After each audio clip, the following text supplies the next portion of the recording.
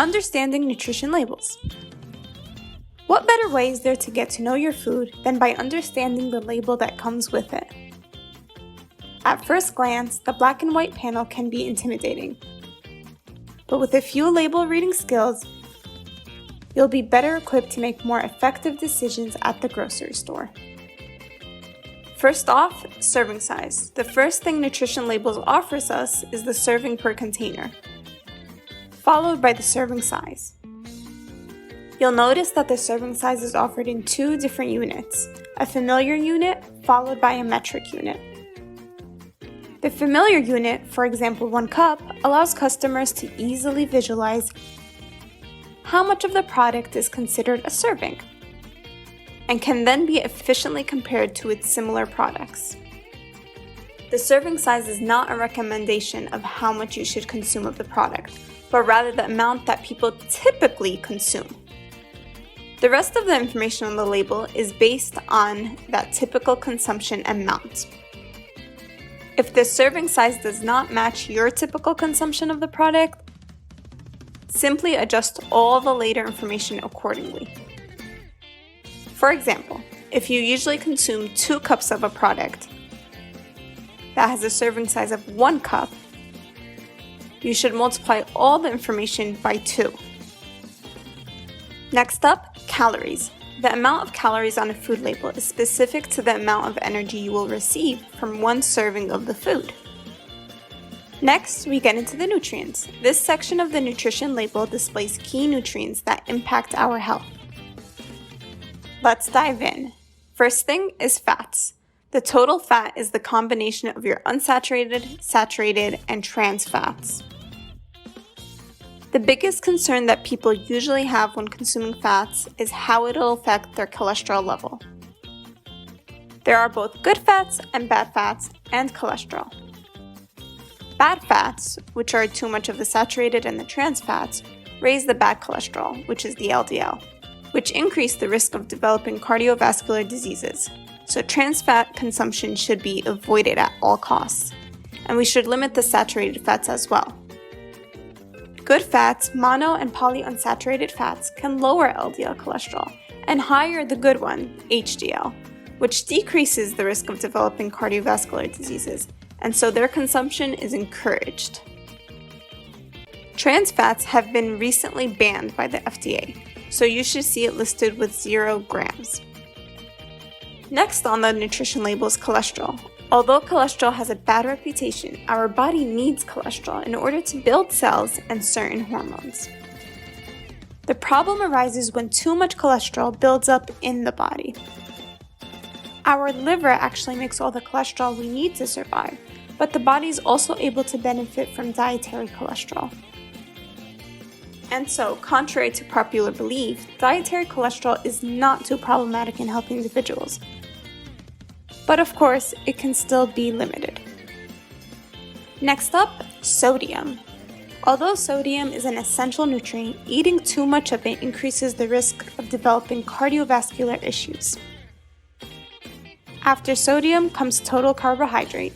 Despite what fad diets claim, carbs are an essential part of the human diet. However, not all carbs are equal, and there are some that are healthier than others. Underneath total carbohydrates, we have fiber. A diet high in fiber serves many benefits. Increases our satiety or the feeling of fullness, which should lead in reduced calorie intake.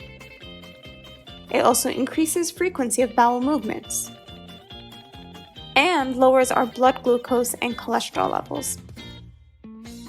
The second subcategory is total sugars, sugars that are naturally present in the food products, such as from fruits, vegetables, milk, and milk products, as well as sugars added by the producer. A newer addition is added sugars. These are added during the processing of foods and can be anything from table sugar to honey. The consumption of added sugars should be limited since it makes it difficult to meet the daily recommended levels of important nutrients while remaining within the calorie limit. The word includes before added sugars on the nutrition label indicates that the grams of added sugar was accounted for in the grams of total sugar. Next up is the protein. Proteins are described as the building blocks of life since they are a vital part of our cell, enzyme, and hormone development. In the section below, you'll find vitamins and minerals. Listed on the nutrition label are 4 essential vitamins and minerals that Americans generally do not consume the recommended amounts of. These are vitamin D, calcium, iron, and potassium. Diets meeting the recommended amounts of these nutrients can reduce the risk of developing osteoporosis, anemia, and high blood pressure. Percent daily value. Percent daily value are reference amounts of nutrients to consume or not to exceed each day. If an individual is in need of more or less of a certain nutrient, this segment of the nutrition label will aid them in finding foods best for them. The percent daily values on food labels shows how much a nutrient in the serving of a food contributes to a 2,000 calorie daily diet. Therefore, the percent daily value column doesn't add up to 100 because the percentage for each nutrient is specific to that nutrient's daily intake on a scale of 0 to 100. Even if you're not following a 2,000 calorie diet, the percent value on the labels can still help you determine whether a food is higher or lower in a specific nutrient if you follow this general rule. Rule number 1, 5% or less of a nutrient per serving is considered low. 20% of the daily value or more of a nutrient per serving is considered high.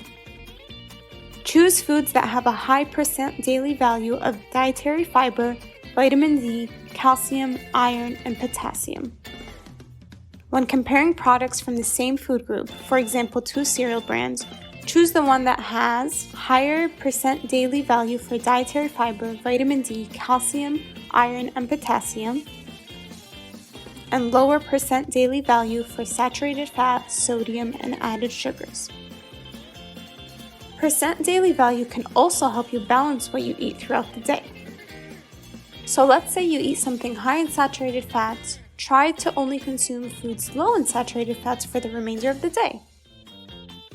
So next time you're torn between which granola bar to purchase, try reading the food label to make the healthier choice.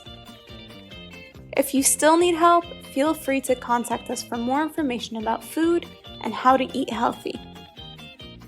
As always, thanks for watching. Don't forget to like, share, and subscribe for more great videos. Check out our probiotics and prebiotic videos to learn more about natural ways to improve gut health.